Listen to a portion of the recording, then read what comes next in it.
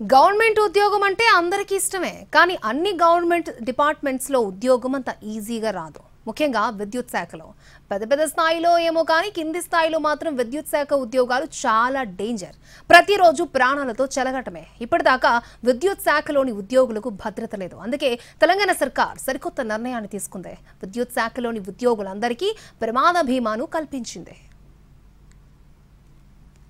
తెలంగాణ విద్యుత్ శాఖలో కీలక ఘట్టం ఆవిష్కృతమైంది. శాఖలో పనిచేస్తున్న ఉద్యోగులందరికీ ప్రమాద బీమా పథకం అమల్లోకి వచ్చింది. సీఎండీ నుంచి లైన్మెన్ వరకు అందరికీ భరోసా ఇచ్చేలా ప్రమాద బీమా చేసింది ప్రభుత్వం. అందుకోసం స్టేట్ బ్యాంక్ ఆఫ్ ఇండియాతో ఒప్పందం కుదుర్చుకుంది తెలంగాణ ప్రభుత్వం.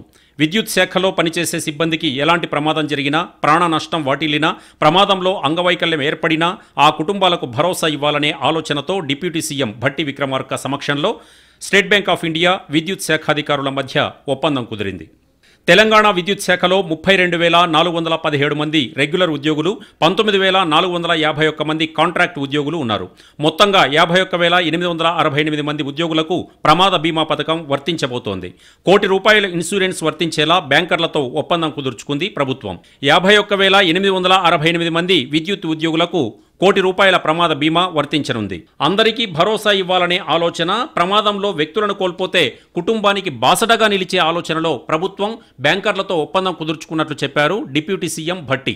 విద్యుత్ ఉద్యోగుల పనితీరును అభినందించారు.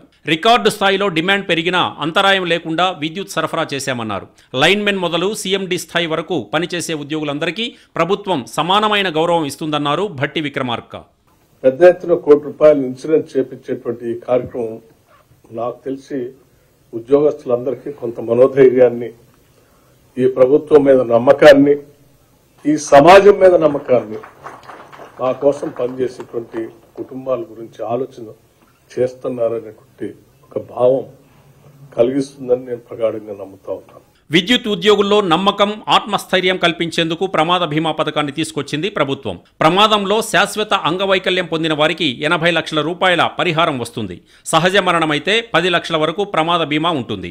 ఉద్యోగితో పాటు 4 కుటుంబ సభ్యులకు ₹20 లక్షల వరకు ప్రమాద బీమా సౌకర్యం వర్తిస్తుంది.